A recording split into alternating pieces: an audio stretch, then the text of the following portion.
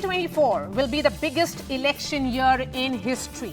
2 billion voters in 50 countries will vote. That's 41% of the global population and 42% of the GDP.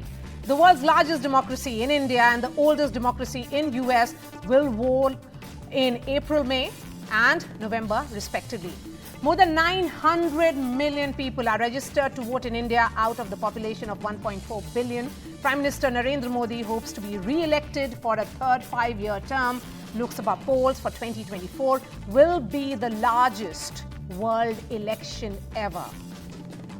More than 160 million registered Americans will be choosing their 60th US president. Incumbent President Joe Biden hopes to secure a second term in office, while former President Donald Trump is hoping to secure a second non-consecutive term. Then there will be elections in our neighborhood. Will political stability return to Pakistan is the big question. The European Union, which crosses many borders, will witness the world's biggest transnational elections. More than 400 million voters will elect 720 members of the European Parliament across 27 member countries. With so many elections all across the world, question we ask, will 2024 be the year that will decide the future of democracy?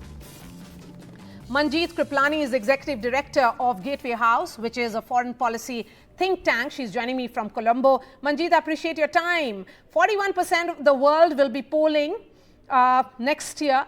Big elections, according to you. What will you be watching out for?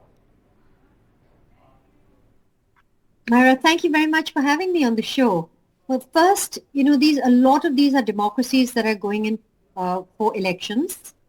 Some of them are semi-democracies, but whichever way it is, they are still democracies. And what we're going to see for India in particular, this is a defining period for the world, because the way the elections are going to work out, these are big and small countries, and we know now that all countries matter, the big and small. The votes in the UN, taking sides, which way, who's going to trade with the dollar, who's not going to do it, etc. We know that, but for India, what's really, really critical is three things. One is we're going to have the three major blocks, which are going to have three leaders. 6 in South Asia, right, this next year.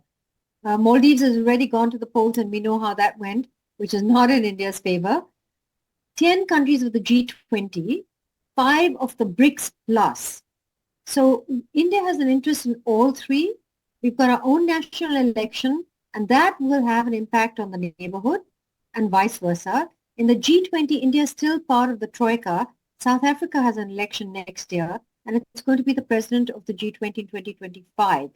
And finally, there's the BRICS plus. And, there is a new global game afoot here. So we have to pay attention. The biggest elections that really matter is the US elections, which is going to be at the tail end of the year, our elections, which is going to be at the beginning of the year, and Russia is going in for elections. It's whatever those are. Taiwan is going in for elections. So the hot spots of the world are, and the decision makers of the world, the big economic powers of the world, the big emerging markets of the world, these are all going in for elections. So we have to see, it's going to set the course for the next 5 years. Just 5 years, or would you say that this will decide the future of democracy?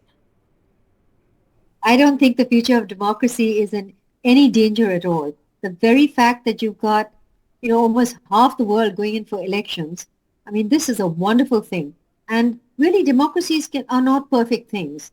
They are semi-democracies, there are quasi-democracies, there are slight democracies. But the fact is that there is a will for people to participate in the elections of their leaders. So I think democracy is in fact doing much better now than it has ever done before. All right, Manjeet, I appreciate your time. We have Richard Rosso. He's the chair of US-India Policy Strategic Studies, which is the Center of Strategic and International Studies, joining me from Washington, D.C. Richard, appreciate your time. 50 countries going to polls. What do you think will take center stage in the political space? Well, there's a lot of issues, obviously, that have been driving election trends across the world. This is gearing towards nationalism, concerns about too much integration, too much internationalism, although occasionally bright spots in France and other places where they push back against that. But I would say the one issue, whether people like it or not, that really does bring us together is climate change. And there, of course, you may have leaders coming in that don't want to be part of international cooperation on that front, others that are going to kind of double down. A lot of other issues that elected officials will deal with on global issues, the rise of China, is a mixed bag. Some are actually friendly towards China. Others consider China a grave threat to the world order. So very much a mixed bag, but I think this push and pull towards conservatism and then the need for all countries to work together on climate change, hopefully those will be two things that break in the right direction with all these massive elections happening next year. Okay, Richard, in terms of what are the elections which are being watched very carefully by the US thinkers or experts, how much of Indian elections are of interest to you? Well, I mean, a lot of the elections that are happening next year, I mean, you think about some of the elections like in Russia and Bangladesh, where we're not expected to have free and fair elections. So I think we can probably guess who's going to win those elections. They don't get quite as much attention simply because they're, Bangladesh is outside of most of the American mainstream interest, and Russia, we think that that's a bit of a lock.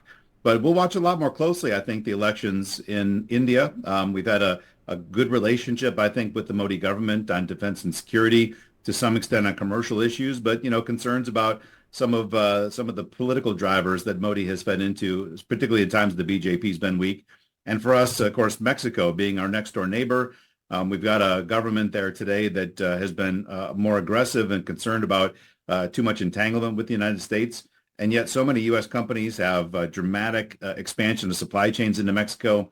A lot of Americans have their heritage from Mexico. So keeping a good relationship with our massive southern neighbor and making sure that both countries keep a relative ideal understanding about border controls is very important too. So a lot of these elections that are happening are either outside the interest zone for most Americans. Some we think we know what's going to happen for some of the big elections. But I would say India and Mexico are two that weigh pretty heavily to see what's going to happen for a lot of Americans. All right, Richard Rosso, appreciate your time.